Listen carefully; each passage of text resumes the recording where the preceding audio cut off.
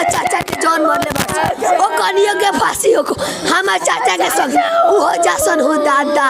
अरे सब गांव के मिलल रहा हसन आ कोई दिन से कहत रहा हसन के आ गोलिया से मारवा देन सन हो आ 15 दिन आ दूगो जानवर ले लसन हो 15 दिन आ 2 गो जानवर आ ले पुलिस कुछ ना करी। हमारा चाचा मर गए हमारा चाचा ना हन। अरे चाचा हो हमारा चाचा देखो लौकत ये बड़ा सब कोई लौकता हमारा चाचा।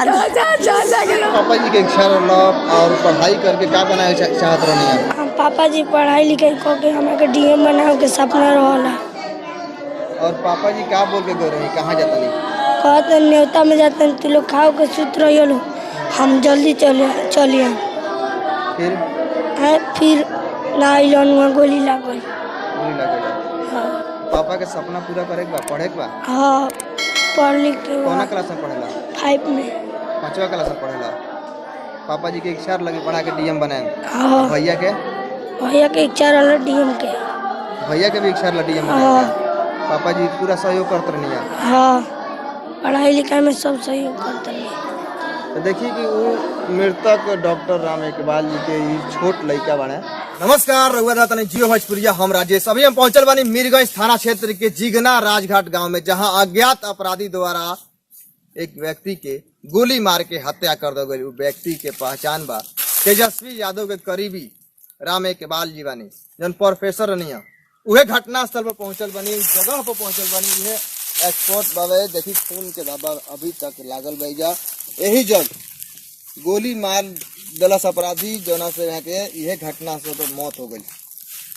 हालांकि घटना की सूचना मिलते ही पुलिस मौके पहुंचल और शव के अपने कब्जा में लेके पोस्टमार्टम की प्रक्रिया में पुलिस जुटल बिया। लेकिन यह अज्ञात अपराधी द्वारा कैसे घटना के अंजाम देवल गई बा पर पूरा जानकारी ले वहाँ के साथे जन वहाँ के भतीजा रनी अंकित यादव जन इहो के राजद नेता बानी, खुद यहाँ के साथे मौजूद रही। और इधर नजदीक में जन पत्ता दिखत है पतई में अपराधी छुपल रहुन। ओकरा बाद जब मोटरसाइकिल आवत देखले बा अपराधी तो निकल के अंधाधुन फायरिंग कैले बा। फायरिंग के बाद दोनों व्यक्ति चाचा भतीजा घबरा के भागे लगल बलो। ओकरा बाद अपराधी द्वारा अंधाधुन फायरिंग कर गई बा जौना से राम इकबाल जी के गोली लग गई, मौत हो गई। वह उनका के भतीजा सुरक्षित बनी, अपन भाग के जान बचा ले बनी। पूरा घटना के जानकारी ले कैसे ही घटना भइल और कितना बजे लौटा तो लोग कहाँ गए रही लोग?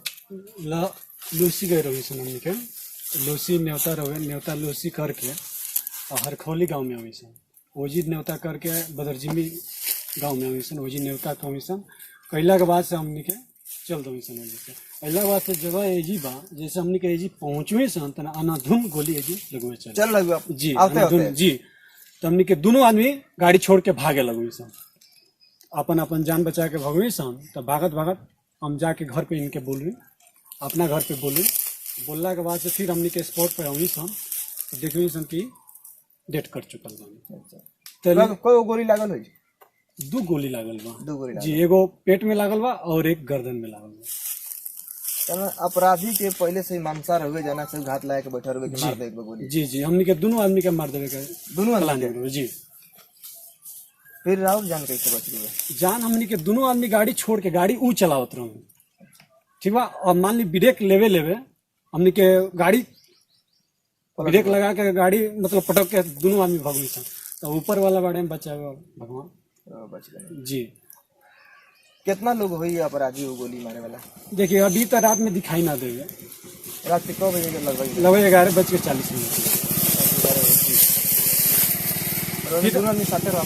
जी साथ में रहा। केहू से दुश्मनी या व्यक्तिगत कोनो बात ना केहू से दुश्मनी ना रहा। केहू से दुश्मनी जी का लगा तरुआ गल में न्योता करे वजह से लौटा तनी अपराधी द्वारा ऐसा घटना के अंजाम दे बा का लगा था?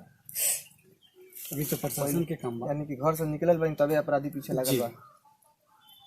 यही फिलहाल जौन बा की घटना के पूरा जांच हथुआ एसडीपीओ नरेश कुमार के द्वारा कइल जाता है। यह घटना स्थल के लगातार जांच कइल जाता, कुछ सबूत मिली और ये रास्ता रुए के दिखा दे, बहुत पतला बा रास्ता। हालांकि शॉर्टकट जन कहल जाला गांव में, शॉर्टकट के चक्कर में सारा लोग बाजार से इस शॉर्टकट के चक्कर में ये रास्ता पकड़ के आवेला। एगो दूसरा रास्ता में जब दूर पड़ेला तो यह रास्ता से आवे के दौरान पहले से ही अपराधी घात लगा के बैठल बा। और ई बगीचा में जन पत्ता बावे, झाड़ बा, एमे छुपल रहे। ओकरा बाद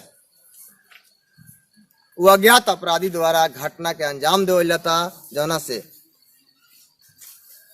राजद के नेता राम इकबाल जी के घटना स्थल पर ही मौत हो जाता। वीडियो के ज्यादा से ज्यादा शेयर करी। वीडियो रवा यूट्यूब फेसबुक पर देखे मिली। अगर यूट्यूब चैनल के सब्सक्राइब नहीं कैले सब्सक्राइब करी। अगर वह क्षेत्र में कोनो समस्या दिखे तो कमेंट करके बताई।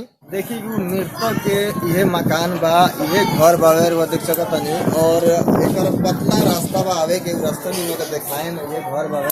और यही घर पावे के मतलब 10 से 20 कदम की दूरी पर ही बसवारी बा, बगीचा बा। इस बगीचा के पास ही अपराधी द्वारा घटना के अंजाम दिया। राम इकबाल यादव हम लोगों का अच्छा वर्कर था और सहारनपुर मंडल के छात्र का प्रभारी भी था, प्रोफेसर भी थे। वो अच्छा वर्कर था, किसी न किसी के दुश्मनी से ही हुआ है। हम लोग प्रशासन से मांग की है कि अगर 2 दिन के अंदर जो जेन्युइन अपराधी हो, जो मरवाया हो, और वो नहीं आता है, नहीं पकड़ में आता है, तो रोड से लेके सदन तक इस चीज़ को उठाया जाएगा और चक्का जाम किया जाएगा। सर, नेता की जब ये हस्र है तो आम आदमी की सुरक्षा की क्या गारंटी है?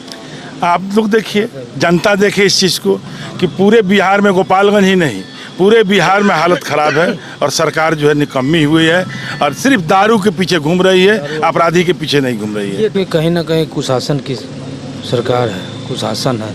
आए दिन गोपालगंज में घटना घट रहा है। आप लोगों के माध्यम, चैनल के माध्यम से भी हम लोग देखते हैं कि कोई ऐसा महीना नहीं है कि गोपालगंज में, और भी गोपालगंज में पश्चिम साइड जितनी घटनाएं होती है, हमको लगता है पूरे जिला में या पूरे बिहार में उतनी घटना कहीं नहीं होती है। एक तरफ सरकार कह रही है कि हमने शासन पे काबू किया है। कहाँ सरकार क्या शासन पे काबू किया है? सरकार तो शासन प्रशासन को लगा दिया है दारू शराब में, बालू में। बालू और दारू से फुर्सत मिलेगा तब तो शासन प्रशासन देखेगा कहाँ किसकी मर्डर हो रही है। क्या रीजन है, क्यों गोली मार दी? अभी तो हम लोगों को जो मालूम चला है, हम लोग इस पे अभी हम लोग स्पॉट पे जा रहे हैं देखने के लिए घटना स्थल पर ये क्या स्थिति है, कैसी हुई है। ये जांच की विषय है, अभी इस पे कुछ बोलना सही है। देखिए, बिहार में सरकार नाम का चीज़ नहीं है, प्रशासन नाम का चीज़ नहीं है। नीतीश कुमार का सुशासन का सरकार दावा है, लेकिन महाजंगल राज है नीतीश कुमार का। इनका हत्या से, डकैती से कोई लेना देना नहीं है, दारू से मतलब है। और प्रशासन को दारू पकड़ना है, पैसा कमाना है।